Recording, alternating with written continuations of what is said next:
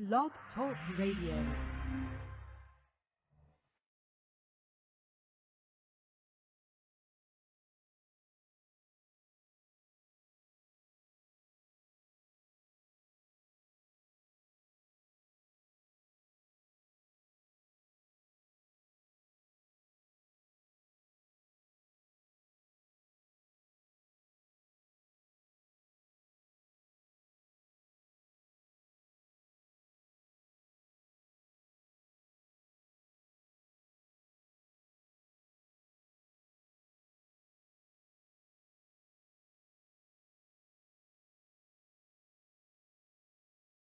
Boa noite, meus amigos. Estamos aqui de volta. Como sempre, iniciamos o nosso programa invocando a Santíssima Virgem Maria, o Santo Padre Pio de Pietrelcina, para que rogue a Deus que nenhuma injustiça se cometa neste programa. Hoje tem algumas mensagens aqui, mais compridinhas, eu até gostaria de lê-las por extenso. Começar aqui com a do Deni Marquesani. Caro professor Olavo, tenho acompanhado sua obra a partir do momento em que a conheci no final de 2001. De lá para cá, venho estudando tudo que você produziu e que de alguma forma consegui ter acesso. Vejo que muito que você ensina hoje já está esboçado nos seus escritos das décadas de 70 e 80. Tudo que aprendi desde então tem produzido um profundo efeito na minha vida na medida que vou praticando o que aprendo. Fiquei tão impressionado e convencido da sua filosofia que comecei a propagá-la por todos os lados.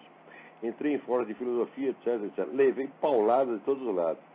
Incrível, não conseguia entender. Para mim era tudo tão claro e evidente, não entendia como não aceitavam.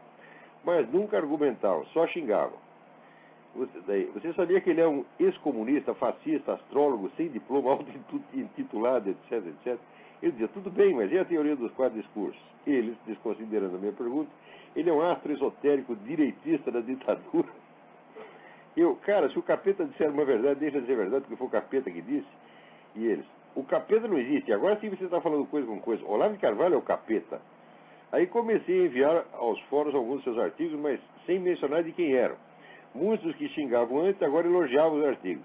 Puxa, que coisa mais cristalina, agora entendi o que quer dizer tal e qual coisa. Parabéns. Esse texto é do Olavo de Carvalho. Aí eles mudavam de assunto. Desisti, não tem jeito. Você apresentou tantas contribuições originais, o círculo de latência, a paralaxe cognitiva, a teoria dos quatro discursos, a tripla intuição, o teste da contraditória ambígua, a autocaracterologia, etc. Sem falar do seu background astrognóstico, gurdjieffico, islâmico, esotérico, alquímico, macúmbico, que o expôs às fimbras da insanidade. Todo mundo diz que eu estou lá ainda, o Denis. Mas que rendeu um horizonte rico ao cenário das mais inusitadas articulações que procuram explicações que só quem passou pelo que você passou e sobreviveu poderia produzir. Sou muito grato. Tenho acesso sem correr o risco. De bem que sempre há algum risco, só que infinitamente menor. Agora, minha pergunta é sobre o teste da contraditória ambígua. Fiz vários testes. Estou aqui ou não estou aqui? A igual a A igual a diferente de A, etc. Entendo que estatisticamente esse teste parece verdadeiro, mas nada me garante que o próximo exemplo vá confirmá-lo.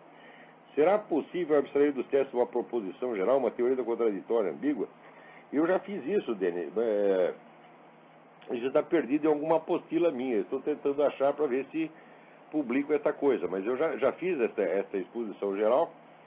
Não é a que está publicado. O que está publicado não é uma exposição geral. É só, vamos dizer, um resumo e alguns exemplos que eu dei em resposta a uma discussão específica que estava tendo. Claro, muita coisa do que eu escrevi não foi escrito com o propósito de exposição sistemática, mas sempre em resposta a alguma provocação do momento, algum estímulo do momento. Mas isso aqui eu tenho uma exposição mais completa, eu vou procurar e vou ver se publico. Se eu não achar, eu escrevo tudo de novo. Mas aqui no programa não teremos como expor isso aí. Agora, quanto a esses outros comentários dele, olha, precisa ver o seguinte, o Brasil é um país culturalmente anormal, culturalmente doente, mórbido, tá, né? Essa coisa, vamos dizer, essa inveja rancorosa, essa coisa absurda, esse culto dos diplominhas, isso aí era tudo coisa que eu, quando era jovem, eu pensei que seria brevemente superado. Quer dizer, nos anos 60, tudo anunciava que isso ia acabar. Mas hoje voltou, que a gente vê um panorama igual àquele que é descrito nos livros do Lima Barreto no começo do século XX, né? É uma coisa vulgar e idiota, mas tão baixa, tão assim, de gente tão complexada, que não dá nem gosto de se conversar com esses caras, né? Quer dizer, essa coisa, inclusive essa mania que os camaradas têm de inventar a vida alheia. Quer dizer, eles ficam com tanta raiva de você e inventam a sua vida na proporção da raiva que eles têm. Por exemplo, quantas vezes eu não li que eu era um dos teóricos da ditadura, né? Eu não tenho ditadura, era comunista, quer dizer, eu estava completamente contra a ditadura. Aliás, fiquei contra ela até o último dia dela. Hoje me arrependo, às vezes foi uma besteira. Mas a gente falando assim com um tom de seriedade, até caras assim, caras comunistas importantes, né? Escrevendo isso, não, ele foi um dos teóricos da ditadura, cuidado com ele. Tá? Quer dizer que nós estamos lidando com crianças, crianças doentes, crianças más, né? Crianças idiotas, né? Agora, para mim, assim, a classe dos professores universitários brasileiros é toda constituída de gente assim. Eu nunca conheci um professor universitário brasileiro que tivesse o mínimo de competência na sua área. E esse negócio de não ter diploma, mas é claro que não ter diploma, eu jamais ia me sujeitar, vamos dizer, a pedir a aprovação desses caras, pedir a aprovação para o Emir Sader, para a Marlena Chauí. Vocês estão brincando? Né? O que é isto? Eles são um bando de palhaço, de semi-analfabeto. Eu jamais ia me sujeitar a uma coisa dessa. Agora, eu quero ver se eles têm capacidade para ser meus alunos, porque hoje não tem. Porque isso aí eu já provei. Qualquer aluno meu com 2 anos de estudo já sabe mais do que todos eles. Mas 2 anos de estudo. Não precisa mais do que isso. Né?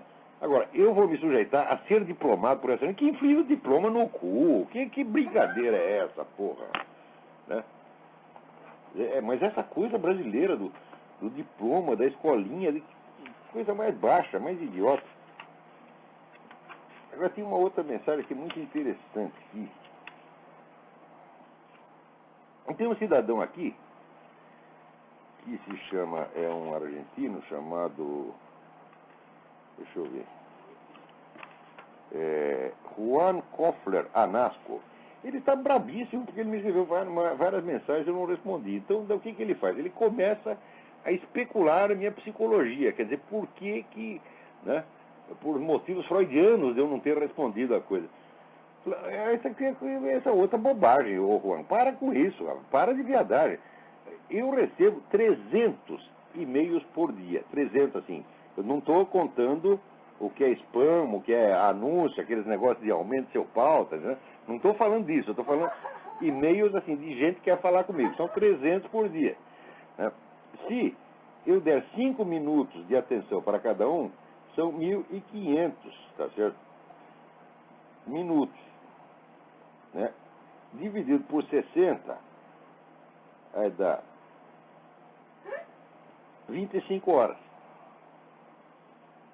Para pensar um pouco. É claro que a quase totalidade desse e-mail me escapa. E você escapou. É só isso que aconteceu. Um problema meramente matemático. Né? Daí diz, ele cita aqui um artigo meu. Nos últimos anos a situação mudou um pouquinho, mas quantas opiniões que antes eram só minhas passaram a ser defendidas também por Diogo Marnaz, Reinaldo Azevedo e aproximadamente uma dúzia de blogs de jornais eletrônicos. Daí responde o Juan: lamento decepcioná-lo, mas devo contestar sua afirmação a bem da verdade e da justiça. Desde a década de 60, quando estavam em voga os altos movimentos estudantis procastristas, etc., eu, como estudante secundário na Argentina, impunha e defendia meu pensamento escancaradamente anti-russos, cubanos. O quê? Eu estou me referindo a pessoas que escrevem na mídia brasileira. Tá certo? Eu não estou incluindo aí um estudante que estava lá em Buenos Aires discutindo com um comunista. Eu digo, pô, o que é isso, Juan? Eu deveria dizer, olha, não era só eu. Lá na Argentina tinha um estudante secundário que dizia a mesma coisa. Para pensar um pouco. Você vê que o problema do brasileiro não é um problema de comunismo, de ideologia política. Não, tem uma coisa móvel. Esse rapaz aqui mudou para o Brasil em 68. Olha como ele já está. Já contaminou, porra. Ô, Juan, vai embora para a Argentina de novo, você fica normal. Agora fica no Brasil, você fica assim.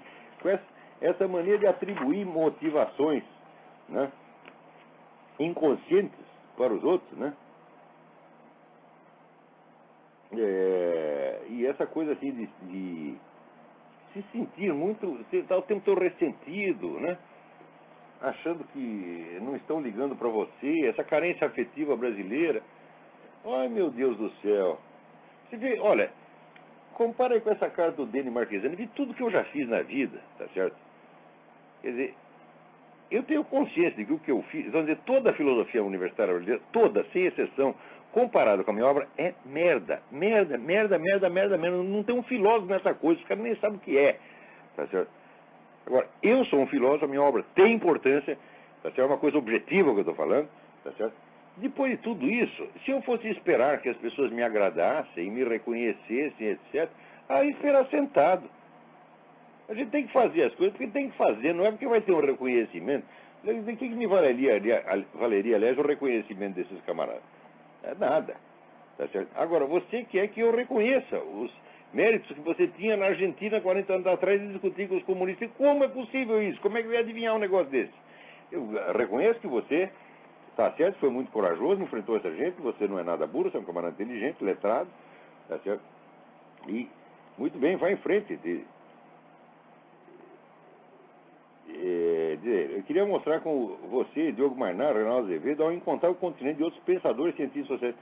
Eu estava me referindo a colunistas da mídia. Mas é claro isso, pelo contexto do artigo, eu estou falando de comunistas da mídia. É claro que no Brasil tem milhares de pessoas que discordam desses comunistas. É coisa óbvia.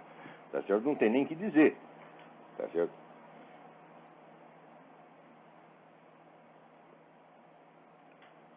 Dessa maneira, tenho certeza que nunca chegaremos a lugar nenhum. Quanto as forças contrárias se aglutinam e ganham espaço crescente, persiste entre os contestadores uma posição deplorável de individualismo, de ilustrismo, de teatralidade, que serve para enfraquecer.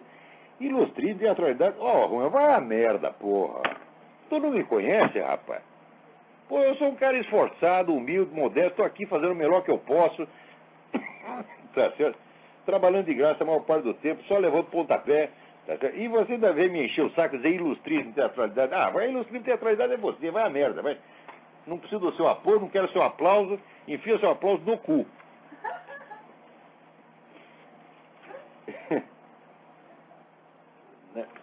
Agora aqui,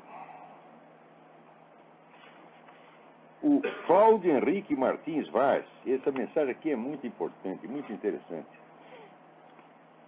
Ele diz, Cláudio Henrique Martins Vaz, ele diz que numa discussão, num fórum de discussão sobre o concurso para a Agência Brasileira de Inteligência, surgiu um debate e desafio. Postar 5 ameaças à ordem constitucional. E ele colocou 5. Primeiro, governo mundial globalismo, não confundir com globalização. Na Casa Real Inglesa, CFR, ONU e Federal Reserve, etc. 2, contra a cultura e seus desdobramentos atuais de imediato, em hora de urgência. 3, ameaça ambientalista e indigenista, a questão quilombola no pacote. 4, comunismo, né, com Foro de São Paulo, Ursal, FARC, TV, PT, PCC, etc. 5, ausência de pensamento conservador na mídia e na política. Na mosca, Henrique, na mosca, exatamente, os problemas aqui são exatamente esses. Né? Perfeito. Agora, você vê que aqui essa semana, veja aqui, porque ele está ficando maluco mesmo.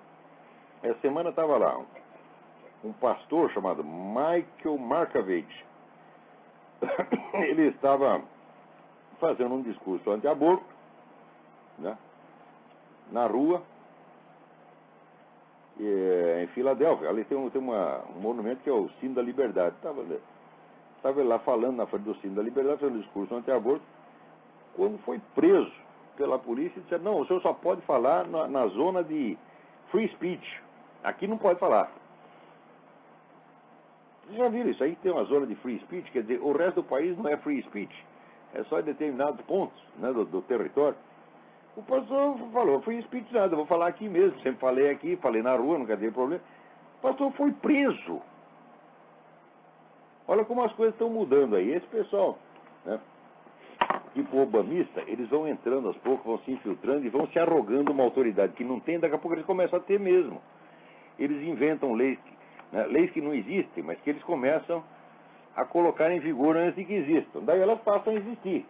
Né? No Brasil fazem a mesma coisa, com esse negócio de anti-homofóbico, eles já estão processando todo mundo por homofobia, sem haver lei que proíba a tal da homofobia. Daqui a pouco fica proibido mesmo. Né? Agora,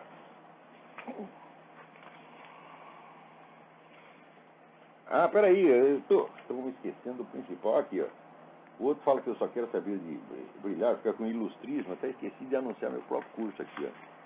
De 29 de setembro a 4 de outubro, vai haver aqui em Coronel Rádio uma série de encontros em que eu vou expor a minha ideia sobre introdução ao método filosófico. Eu dei uma aula na semana passada para a realização do seminário de filosofia. Algumas pessoas devem ter acompanhado pela internet, colocando, eu acho que pela primeira vez na história humana, uma súmula do método filosófico, 7 métodos filosóficos básicos. Métodos que os filósofos sempre usaram, mas que estão ali implícitos nas suas obras, né? Ninguém expôs o conjunto desses métodos, né? Eu fui inspirado pelo livro do Louis Lavelle, Manual de Metodologia Dialética, em que ele explica um desses métodos, que é justamente a dialética no sentido aristotélico e no sentido praticado pelo próprio Lavelle, não no sentido doutrinal hegeliano, mas existem outros e eles todos são articulados. O próprio Lavelle os usa, mas ele só expôs um. Se você procurar uma exposição dos métodos filosóficos no conjunto e na sua articulação, você não vai encontrar nem mesmo o livro do Mário Ferreira, Métodos Lógicos e Dialéticos, que, como o nome diz, se limita aos métodos lógicos e dialéticos. Mas, por exemplo, Sócrates e o famoso método anamnético, né? Como é que nós podemos hoje praticar esse método anamnético? Que sentido ele teria hoje, né? Que alterações teríamos que fazer para lidar com ele na situação atual? E assim por diante, né? Então a ideia é essa. Então, os interessados, vocês podem encontrar lá na minha página, www.olarodecarvalho.org, os telefones para inscrição. Mas também vou dar aqui, olha, 041-3262-0100 com o senhor Eduí, ou 9974-4443, também 041 com o senhor Eduí.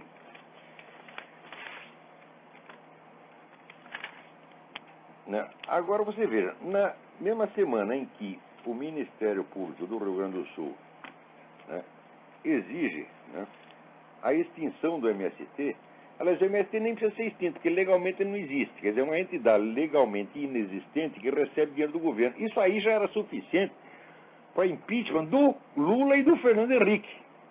Quer dizer, não vem essas coisas do Fernando Henrique também. Tucana ficar falando do Lula porque eles faziam a mesma coisa. Você não pode tirar dinheiro do governo para dar para uma entidade juridicamente inexistente e que, portanto, não tem responsabilidade jurídica pelo dinheiro que recebe. Não precisa nem mesmo passar um recibo. Isso é a mesma coisa que você dá o dinheiro do governo para um amigo seu. Tá certo? O MST jamais poderia ter recebido dinheiro do governo e, no entanto, já comeu alguns bilhões ainda, né? E quanto mais come, mais insatisfeito fica e mais reclama. O MST já é o maior proprietário de terras que já existiu ao longo da história nacional. O que ele produz lá? Nada. Ele produz baderna, produz reclamação, produz choradeira, tá certo? E produz mais pedido de verbo, e mais verbo, e mais verbo, e mais verbo, e mais verbo. Está na cara que isso é uma organização delinquente, isso aí é um bando de picareta, tá entendendo? É a coisa mais sem vergonha que já existiu no país, é o MST. A quantidade de terra que tem já seria suficiente para ele alimentar o país inteiro, e então não se alimenta a si mesmo. Mais subsídios. Quando é que vai acabar isso aí? Nunca. Agora, então, o Ministério Público do Rio Grande do Sul fez o que tinha que fazer. Pede a extinção e tem que ter a responsabilização penal, né, dos líderes dessa coisa e daqueles que contribuíram. Isso é o que tinha que ser. O Ministério Público não pediu, ele pediu somente a extinção do órgão, né? Extinção que é difícil porque você não tem como acabar com um órgão que... Você extinguir legalmente um órgão que já não existe legalmente, né? Mas daí o que acontece? O PT, seu Ricardo Berzoini, o camarada Berzoinev, lança aqui um manifesto, né, solidarizando com o MST, reconhecendo sua contribuição para o fortalecimento da democracia, a conquista de direitos civis, políticos, sociais, econômicos e culturais do povo brasileiro. O que é povo brasileiro? Esse bando de picareta, isso não é povo brasileiro merda nenhuma. O povo brasileiro trabalha, rapaz. Você pega essa quantidade de terra que deu para o MST, dê para o tal do povo brasileiro, e você vai ver que o povo brasileiro fica rico com esse negócio. Agora, o MST não. Pega esse monte de terra, e em vez de plantar, trabalhar e criar alguma coisa, Não, ele usa essa terra como gazua para exigir mais terra e mais dinheiro, e ainda para invadir fazenda que está produzindo, eles vão lá e queimam tudo, destroem tudo e ainda fazem coitadinho. O MST tem parceria com o Farc, meu Deus do céu. O MST é uma entidade criminosa. Aliás, o PT é uma entidade criminosa. Vocês não se tocaram ainda, não? Esse negócio de Foro de São Paulo, quer dizer, isso é uma articulação de quadrilhas, de narcotraficantes, de sequestradores, de tudo que tem de pior na América Latina. Tá certo? E essa a chamada grande mídia brasileira, se não tivesse todinha comprada, já teria denunciado isso há muito tempo, porque as provas são mais que abundantes. Tentaram esconder isso ao longo de 16 anos, no fim, de que água mole em pedra dura, tanto bate que até fura. No fim, furou, agora não dá para esconder mais. Agora, as autoridades vão fazer o quê? Quer dizer, o Ministério Público não sabe isso aí, não tem, ou não percebe a ilegalidade da coisa, quando o próprio Lula, em 2 discursos, já confessou as suas atividades clandestinas no quadro do Foro de São Paulo, dizendo até que ele ajudou, por baixo do pano, a produzir o resultado do primeiro referendo venezuelano. O cara, só dele ter feito isso, já é suficiente para o impeachment. Agora vocês todos perderam a vergonha na cara. Vocês abriram tanto as pernas para o PT, que assim, o Lula pode tudo. Agora ele tem autorização para fazer tudo e vocês não têm uma autoridade para reclamar, nem as Forças Armadas têm. Agora, aproveitando, né, que fez um manifesto em favor do MST, do PT fez um manifesto em favor do MST, aí vem a coordenação da Coordenação Nacional da Comissão Pastoral da Terra. Isso é outro bando de filha da puta. Tá vendo seus bispinhos de merda? Tá certo? Seus sacerdotes satanás, os filhos da puta, o que vocês todos são, tá vendo? Ladrões, bandidos, comunistas, tá certo? Satanistas, isso é o que vocês são, tá certo? Pastoral da Terra. Pastoral é a puta que os pariu. Tá? O dia que eu... Olha aqui, seus bispos de merda da CNBB. O dia que eu me dirigi a um de vocês com um pingo de respeito, nesse dia eu meto a minha cabeça na privada e puxo a descarga. Porque de merda se fala no tom apropriado, que é merda. E vocês são merda, e vocês sabem que é isso. Tanto que nunca um de vocês levanta a cabeça para vir me enfrentar. Vocês têm medo, porra. E, mano, esses bispos, aquelas pessoas todas trêmulas, lembro do Dom Paulo Evaristo Arnes, aquelas figuras untuosas, todos falando assim, tão delicadamente. Ah, vão pra puta que os parou, vocês são um bando de viados, esqueçam, pô. Gente mais nojenta, mais nojenta. Isso aí tem que dizer como Cristo. As prostitutas e os viados vão entrar no céu antes de vocês, seus bispos de bosta. Agora vem aqui a Comissão Pastoral da Terra, né? Aí também se solidarizando. E aqui a público manifestar sua preocupação diante das tentativas de criminalização dos movimentos sociais. Como? Vamos criminalizar uma entidade que invade fazendas e toca fogo em tudo? Criminalizar? Quer dizer, isso não é crime, não? Nós é que estamos criminalizando? Eu vou entrar na sede da CNBB, tocar fogo lá, e daí, se vocês reclamavam, vocês estão me criminalizando. Que é isso, os hipócritas de merda? Como é que pode ser tão sem vergonha assim? Olha, essa classe dos bispos brasileiros, meu Deus do céu, qualquer puteiro é mais decente do que a CNBB. Vocês não perceberam isso ainda? Quanto tempo vai levar para vocês perceberem que aí não se trata de um problema político, de um problema ideológico, que essa gente é sem vergonha mesmo? Quando é que vocês vão perceber que no Brasil não existe igreja católica mais? Vocês não perceberam ainda não, porra? A igreja, olha, 20 anos atrás, eu li um documento escrito por um dos raros homens decentes que sobravam na igreja brasileira, que era a igreja católica do Brasil, que era o Dom João Evangelista Martins Terra, em que ele dizia que já naquela altura a igreja brasileira já vivia uma situação cismática. Quer dizer, o Vaticano não reconheceu isso oficialmente, está tentando botar panos quentes para ver se recupera alguma coisa, mas olha aqui, tem que avisar o Papa, tá certo? Bom, aquele Papa já faleceu, João Paulo II, né? Que dá para você reciclar merda, tá certo? Mas dá para reciclar para fazer o quê? Para fazer mais merda, fazer adubo, fazer coisa assim. né? Você não vai dizer que você vai reciclar a merda e tirar dali um diamante, né? Tá certo? Então, a CNBB, né, se muito melhorada, tá certo? Dá para fazer dali, talvez dê para aproveitar e fazer um terreno de macumba. Se conseguir sair isso, tá certo? Porque eu acho que eles vão roubar até os Exu, pô.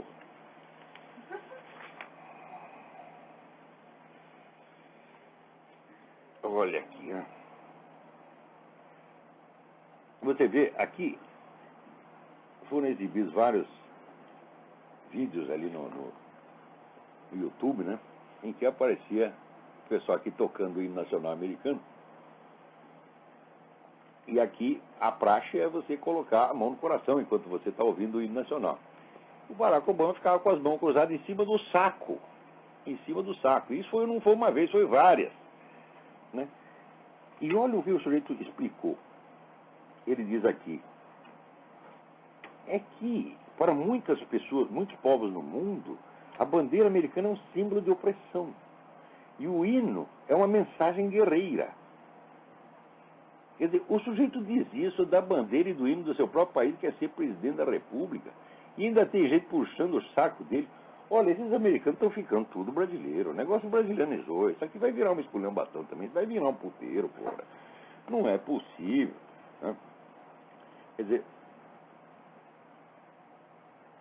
o Barack Obama, meu Deus do céu, para mim ele devia ser frentista de posto de gasolina se alguém tivesse caridade de dar esse posto para ele.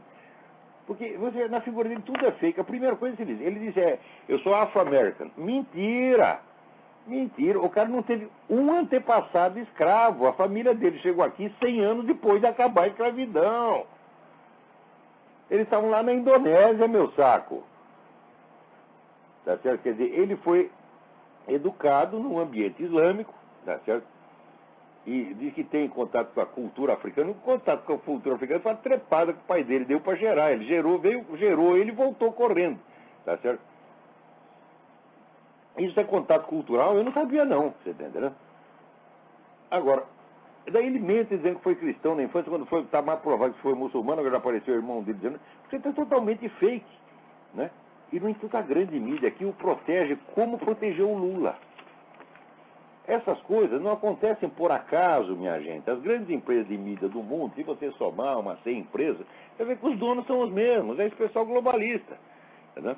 É a elite globalista. Então eles dão a receita e a mídia inteira reproduz aquela bobajada e a turma acredita. Quer dizer, o tempo em que havia verdadeira liberdade de imprensa já acabou. A liberdade de imprensa supõe a variedade e o enfrentamento. Ora, quando as grandes empresas foram tomadas por essa gente, já vai fazer, não é, 30 ou 40 anos, o que aconteceu? Surge a mídia, os órgãos independentes de mídia, os blogs, jornais eletrônicos, as revistas conservadoras, etc, etc. Que imediatamente o pessoal do Partido Democrata já está inventando um jeito de estrangular, de calar a boca desse aí. Ou seja, estrangular a liberdade de imprensa, para eles é uma coisa normal, está no instinto. Aliás, eles não acham que isso é contra a liberdade de imprensa, né? É a tal da tolerância libertadora que falava o Herbert Marcuse. Tolerância libertadora significa toda tolerância para a esquerda, nenhuma para a direita. Ou seja, o que eles chamam de tolerância é o que nós chamamos de intolerância. Porque ou você tolera o adversário ou você não tolera ninguém. Então, a essa altura, eu já acho que a intolerância deles deveria ser respondida com intolerância igual e contrária. Mas acontece que ninguém quer isso. Então, o que acontece é uma situação de guerra assimétrica, né? Onde um lado faz tudo para destruir o outro, e o outro faz tudo para ter uma convivência pacífica com o primeiro. E por isso mesmo que só leva na cabeça. Eu, se tudo que é a minha destruição, eu tenho que querer a destruição dele igual e contrária, pô. Tá certo? Senão, não estamos jogando o mesmo jogo, não estamos dentro do mesmo ringue, né? Ora,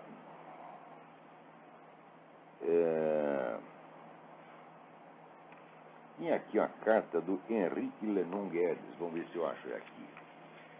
Vamos ver se eu acho e se eu consigo responder, né? É tanta carta que a gente se atrapalha.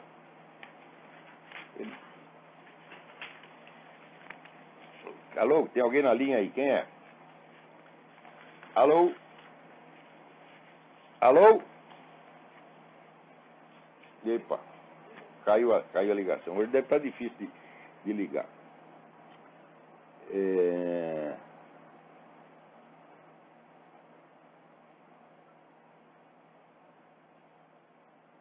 Vamos ver. Então, o Henrique Lenon me pergunta aqui. Eu li o livro História da Filosofia de Brian Magee, do qual gostei muito. Todavia, a obra não deixou claro o seguinte: as teses de Schopenhauer sobre o númeno ser a real existência de toda a humanidade perdurar? Claro que não. Nada do que Schopenhauer diz em metafísica se sustenta de pé. Aquilo tudo é uma fantasmagoria. Segundo, é notório que os comunistas, inclusive meus professores, tentam atacar a civilização ocidental, principalmente pelo seu bastião espiritual, a religião. Gostaria de indicações de obras filosóficas que esclarecessem as questões divinas, assim como me fornecessem argumentos contra os ateus. Olha, a quantidade dessas obras aqui é tão grande, mas tão grande, tão grande, tão grande, no Brasil não chega a nada. É tão grande que não dá nem pra gente acompanhar. Se for ver em termos de qualidade intelectual, falo, bom, esse pessoal do ateísmo não dá nem para começar a conversa, porque é tudo semi-analfabeto. Richard Dawkins, Sam Harris, Christopher Hitchens. Christopher Hitchens levou um cacete do Dinas de Souza, que é para nunca mais abrir a boca, né? É para ir para casa e ficar quietinho. Tá certo? Agora,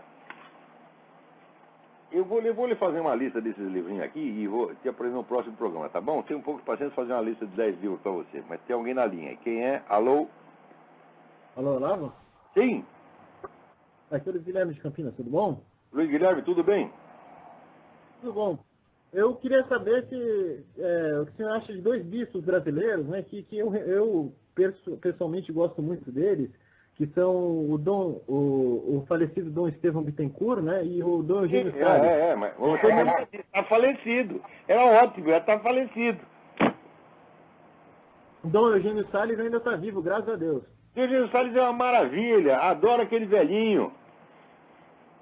É um sujeito sincero, né, valente, escreve as coisas e tal. Agora, você vê, quando a defesa da igreja fica na mão de octogenários ou nonagenários, é porque todos os outros se venderam.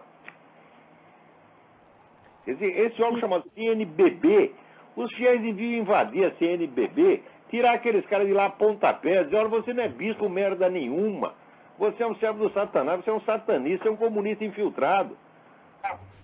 Você está excomungado, você vê, olha, o decreto de Pio XII ratificado por João XXIII é muito claro, qualquer apoio que um católico dê a organizações comunistas implica a sua imediata excomunhão, imediata e automática, ou seja, não precisa haver um processo de excomunhão. Leiam o decreto e o apliquem. Chegue lá na CNBB e diga, você está excomungado, você está excomungado, você está excomungado. Você não é que você não é bispo. Não é que você não é bispo, você não é bispo, você não é sacerdote, você não é sequer um membro da igreja. Cai fora daqui, filha da puta.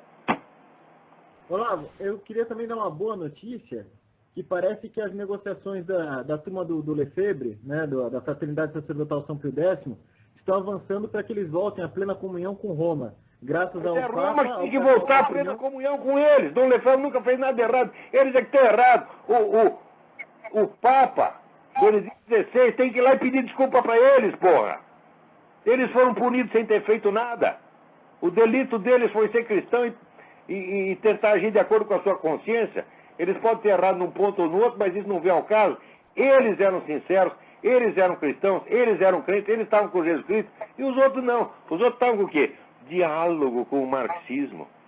Olha, já vai fazer diálogo com o Satanás, porra! O que é isso?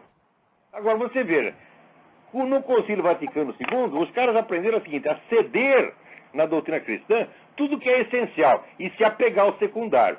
Por exemplo, pega o negócio do celibato clerical. Todos eles dizem, não podemos abdicar do celibato clerical, não podemos abdicar. Agora, pode diálogo com os marxistas.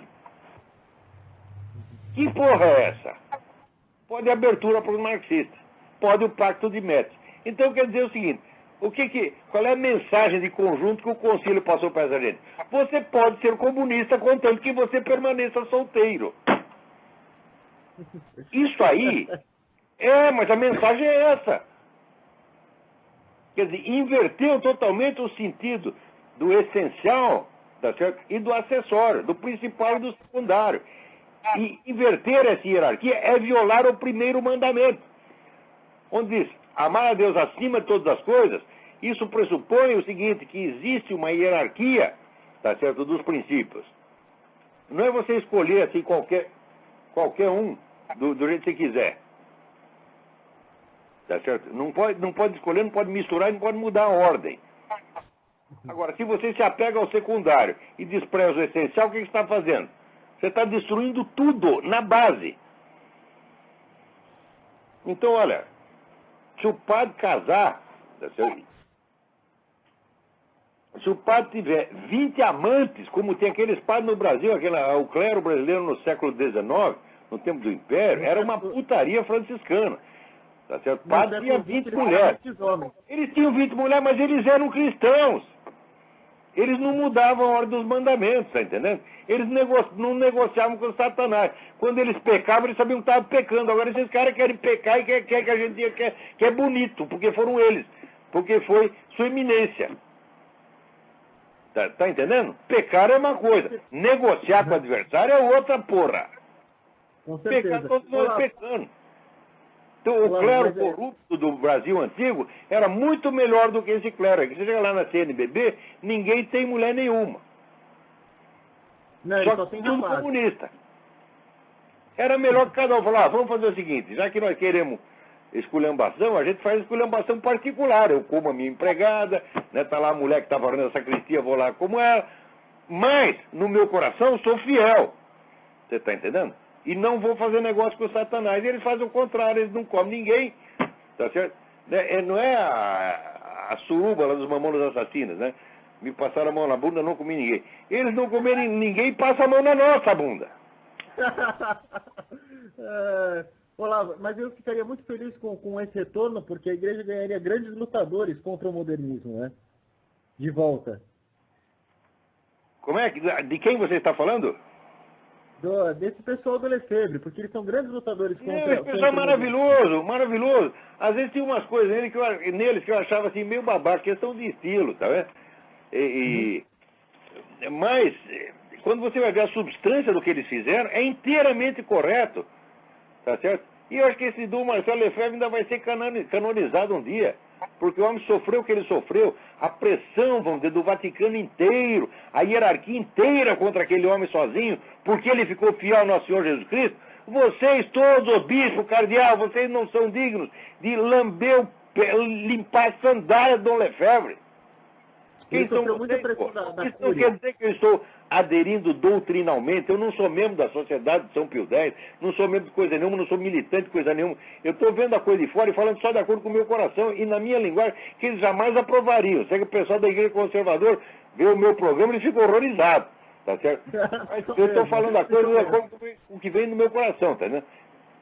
E aquele pessoal do Grupo Permanência no Rio de Janeiro, fundado lá pelo Dr. Júlio Flechman, aquele pessoal também tem as memórias do Dr. Júlio Flechman, que chama A Crise de Fé é Grave, onde ele conta as perseguições que aquele grupo sofreu, as traições, maldades, perfídias.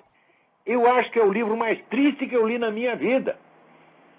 E foi tudo essa putada desses cardeais que fez. Agora, vou falar deles com respeito? Não tem respeito para essa gente. Olavo, oi. Só 2 últimos comentários antes de desligar. Eu andei estudando, porque hoje faz 20 anos da ordenação dos 4 bispos por Dom Lefebvre. E daqui a 4 dias vai fazer 20 anos do decreto de excomunhão dele. Então está muito de pé o assunto, eu dei uma estudada. E eu gostaria de ressaltar que, estudando, eu descobri que o atual Papa, na época o Cardeal Ratzinger, ele fez de tudo, mas ele fez de tudo para evitar que essas excomunhões fossem feitas, mas ele não conseguiu.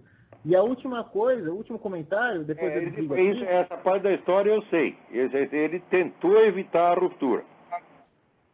E esse último comentário é só uma propaganda do grupo que eu faço parte aqui em Campinas, o Vigilância Democrática, que a gente tem um site, vigilanciademocratica.org, e eu gostaria de, novamente, como eu já tenho no seu programa, convidar a todos a aparecerem por lá. Obrigado pelo seu tempo, Olavo, e até mais. Vigilância Democrática.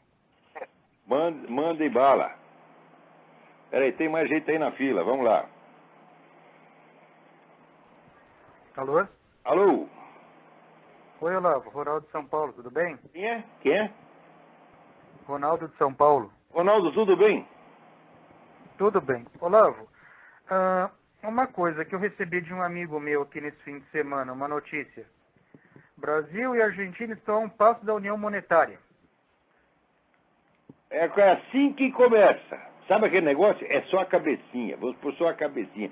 É só, né, uma conveniência prática, tá, de unificar a moeda, uma conveniência comercial, etc. Daqui a pouco vem o governo latino-americano e acaba as nações. Assim foi feita a União Europeia. Olha, o meu amigo Mark Richardson, lá do Tennessee, me mandou aqui um vídeo que está no YouTube, tá certo? Que mostra 2 repórteres que entram lá no Parlamento Europeu, né, vendo os deputados, os representantes, que vão lá para assinar a presença diária e receber o dinheiro. Eles assinando aquela porcaria, eles recebem o dobro do salário. O salário deles agora está 14 mil euros. Tá certo? Que é maior do que o salário da primeira-ministra da Alemanha, né? E os caras vão lá, assinam e saem correndo. E o repórter então tenta filmar eles assinando. O que eles fazem? Eles fogem. Aquilo é um bando de picareta. Lembra aquele negócio de político nordestino? O pessoal falava mal do político nordestino. Político nordestino perto dos representantes da União Europeia é santo. Aquilo lá é um bando de picareta como jamais se viu. Esses caras fazem isso, eles criam esses organismos multinacionais, mas é para ganhar dinheiro fácil e, como é que diz, de poder mandar na vida alheia e impor as coisas mais absurdas, como aquelas leis da Rainha de Copas, né? Ou as leis do Woody Allen no filme Bananas, quando ele toma o poder. Ele decreta, não, de agora em diante todas as roupas de baixo serão roupas de cima. Os meninos de 14 anos passarão a ter 8. São leis assim que eles inventam, porra. Agora é assim, não pode mais fumar cigarro, só maconha. Como é que não podemos levar a sério essa gente? Então vamos fazer a mesma coisa aí na América Latina. E nós estamos deixando.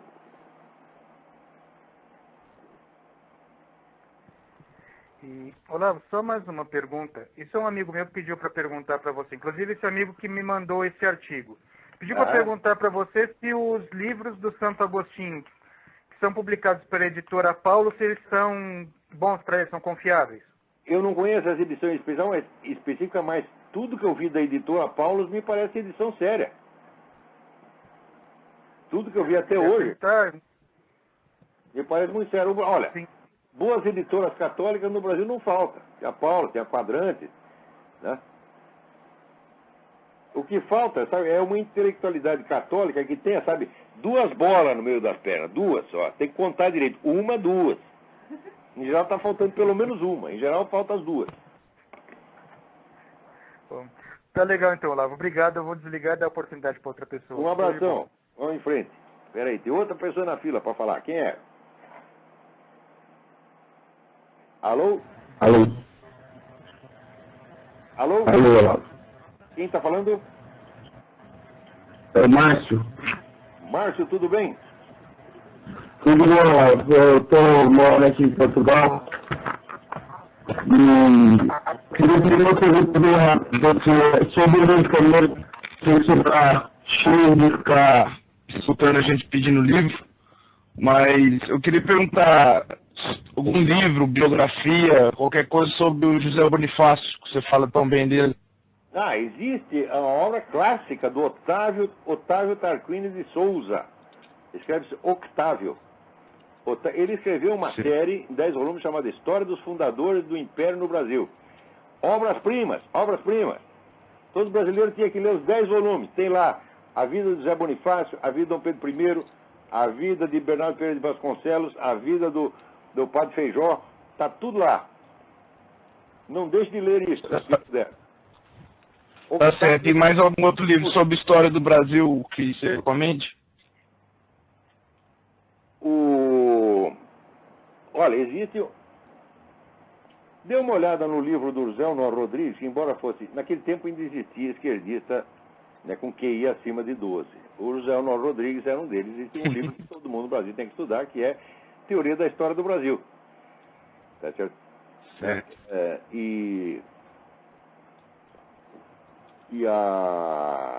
ele escreveu um outro livro que chama Historiografia no Brasil. Esses dois livros te darão toda a dica, tá tudo lá. Agora, o Brasil teve grandes historiadores, teve o Oliveira Lima, né, teve o próprio Joaquim Nabuco, né, que é o estadista do Império. Sim, o Joaquim Nabuco eu já peguei o livro Abolicionismo. Né? Tem ali o Zé Maria Belo, o Zé Maria dos Santos, são um monte de historiadores bons, monte. Ok. Tudo bem, é só isso mesmo. Muito Agora, obrigado. Faltando assim, isso aí eu estou falando, não é que tem, tinha, né, aquele negócio, tinha, acabou. Porque agora, a nova geração, o que o pessoal fez com a história do período, né, 64 até agora, é assim, é uma vergonha. Você vê, você lê tudo que os caras publicaram, procura no índice a expressão KGB, não tem. A KGB parece que jamais esteve no Brasil. Agora, a CIA, eles não são capazes de apontar um agente da CIA. Digo, olha, me deu aqui um comprovado agente da CIA lotado no Brasil. Não tem nenhum. Não são capazes de dar um nome. Tá certo? Mas dá a impressão que a CIA esteve onipresente. A CIA fez tudo. A história desse período é tudo fraude, do começo até o fim. Todas as episódios que eu fui verificar, no tempo que eu estava trabalhando ali com aquele livro, O Exército na História do Brasil, do qual eu fui um dos editores, um dos redatores, uma obra enorme, 2.000 páginas, publicado pela Biblioteca do Exército, tinha os episódios finais ali, que era esse período, né, eu achei que estava mal escrito e fui verificar. Né? O que eu descobri ali é coisa do Arco da Velha. Pô, ninguém conta que havia em 64, antes de 64, havia uma direita civil armada pronta para matar comunistas. Quando o exército tomou o poder, a primeira coisa que fez foi desarmar essa direita. Ou seja, se não tivesse sido o golpe de 64, não ia ter sobrado um comunista vivo no Brasil, porra. E os comunistas, eles nunca contam essa história. Nunca. Dessa eu não sabia também. Então tá bom, Lázaro, era só isso mesmo. E assim por então, olha, a história de período recente pode esquecer, só tem picaretagem. Vamos ver se a gente acha alguma coisa da época da independência dos nossos founding fathers. Não perca o Oliveira Lima, né? Procura, tem um livro muito importante sobre o Império, que é A Democracia Coroada, de João Camilo de Oliveira Torres, que é sobre o sistema político do Império. É outro clássico.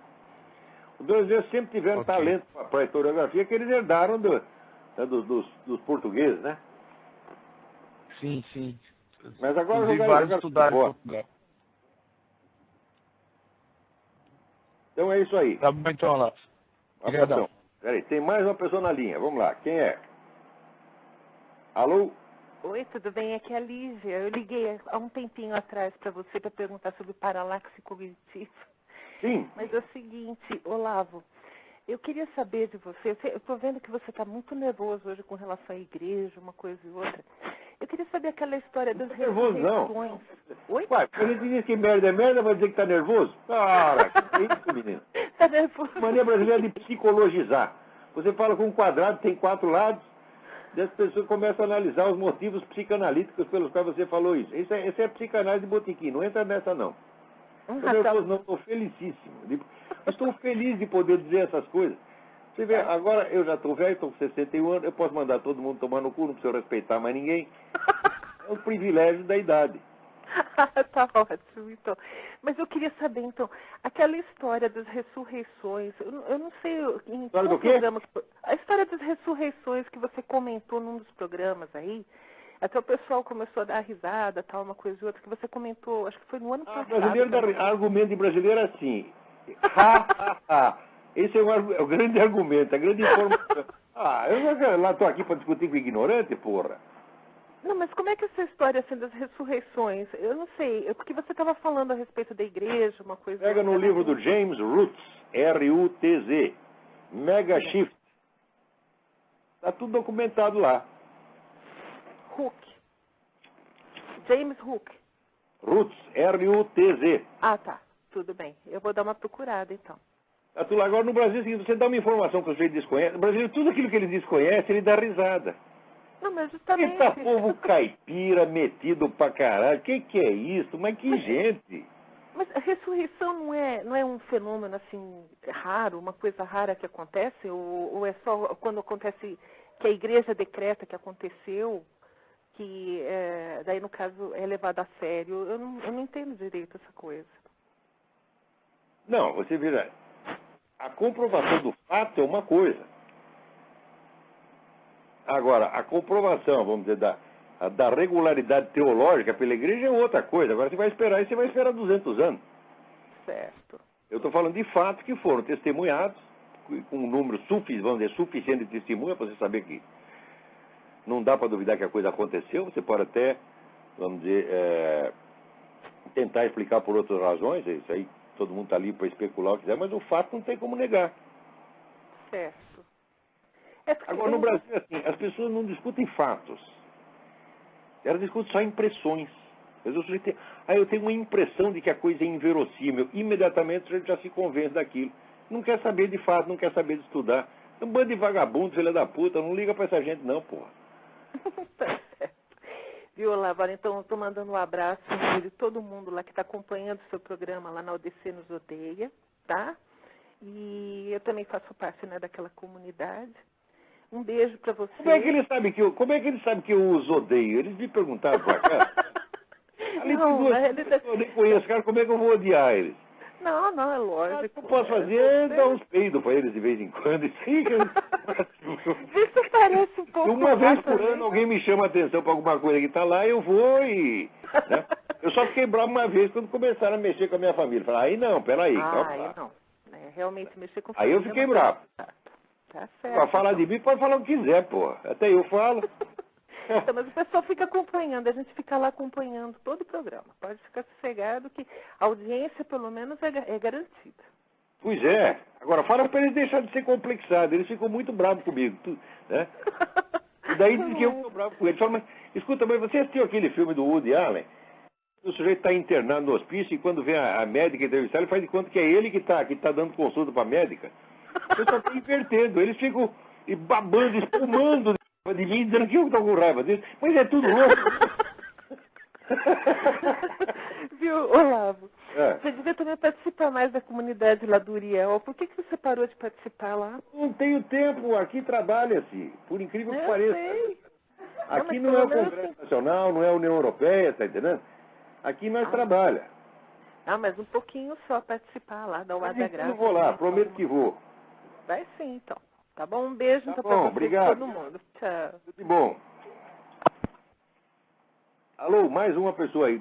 Mas não... Vamos ver se dá tempo. Dá. Alô, quem é? Oi, Olavo. Quem é? Oi, Olavo. É Alex, tudo bem? Alex, tudo bem? Olavo, eu tenho uma pergunta bem simples. Daria para o senhor comentar sobre a guerra do ópio, a Inglaterra e China? Porque eu já pesquisei sobre esse assunto e é um assunto complexo. Os chineses até hoje eles falam que essa guerra foi a causa de expulsar todos os missionários da China, que até hoje eles usam isso para prender a igreja, né? Porque eles falam que as missões cristãs, elas entraram na China com o propósito de guiar as forças inglesas. Se o senhor também puder comentar um livro bom, eu agradeço. Obrigado, Olavo. Olha, isso aí... A Inglaterra foi muita sacanagem no mundo. Foi muita coisa boa, foi muita sacanagem também, mas... Né, é verdade que eles fomentaram o comércio do ópio, mas o comércio do ópio já existia na China há milênios. Não vai dizer que foi o inglês que fez isso. Esse aí é um tipo de inversão também. Está lá o chinês vendendo ópio um para o outro, tá certo? Daí o inglês resolve também entrar no negócio, daí fica tudo culpa do inglês, quer dizer, a culpa retroativa, né?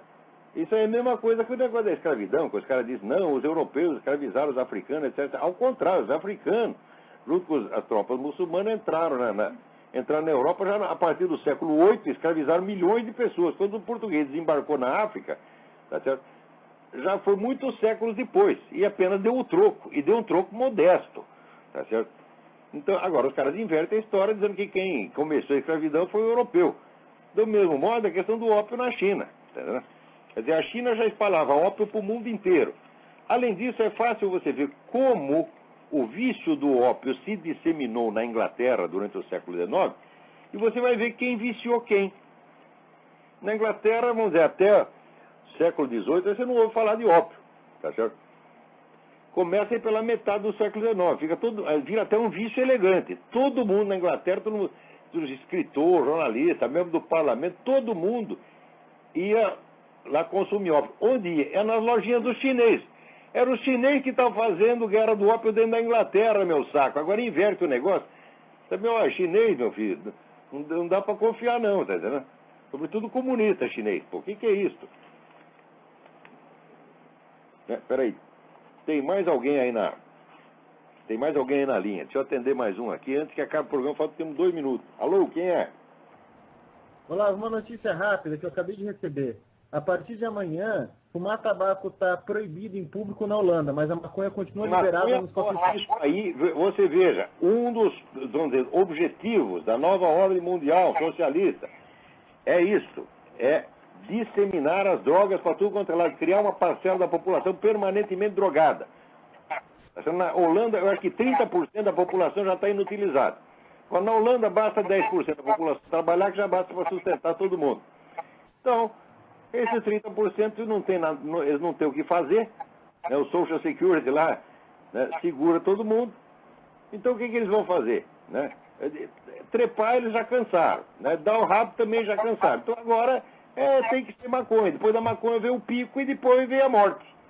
E quando eles morrerem, o governo da Holanda respira aliviado, fala, bom, um a menos para gente sustentar. E a nova ordem mundial é isso também, vai viciar todo mundo. Agora aqui, consumo de maconha no Brasil aumenta mais de 100%. De 2001 para 2005. O que é isso, porra? Né? Quer dizer, é claro, você vê, um país que tem 50 mil homicídios por ano, em função, inclusive, do narcotráfico, e que está mais preocupado em reduzir desigualdades sociais do que em parar o morticínio, é um país onde dinheiro tem mais importância que a vida humana. Isso é a hierarquia moral, a hierarquia de importância moral da cabeça desse monstrengo que governa vocês. Essa deformidade humana chamada Lula, está entendendo? Essa coisa, esse vampiro, está entendendo? Então ele fica assim, gabando, nós reduzimos a desigualdade social em 22%. Primeiro, não foi vocês, foi o fim da inflação que reduziu. Segundo, ao mesmo tempo que reduzia a desigualdade social, aumentava a criminalidade, aumentava o consumo de maconha.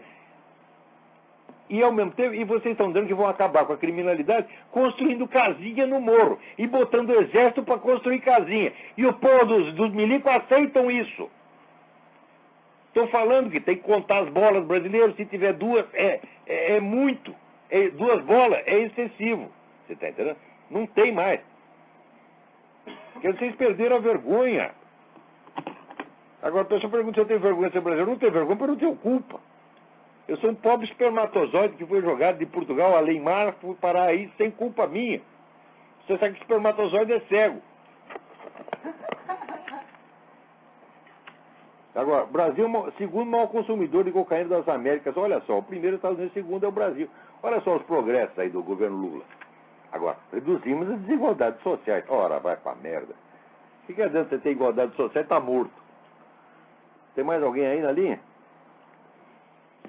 Agora aqui, peraí, tinha uma notinha aqui que eu queria comentar, mas já perdi aqui. Poxa vida.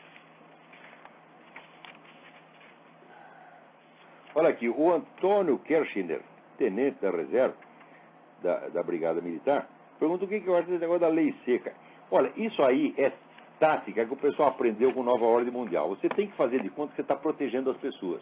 Você não deixa elas fumar, você não deixa elas comer gordura, você não deixa elas comer açúcar, e agora não deixa beber nas estradas. Quanto mais, é a proibição protetiva.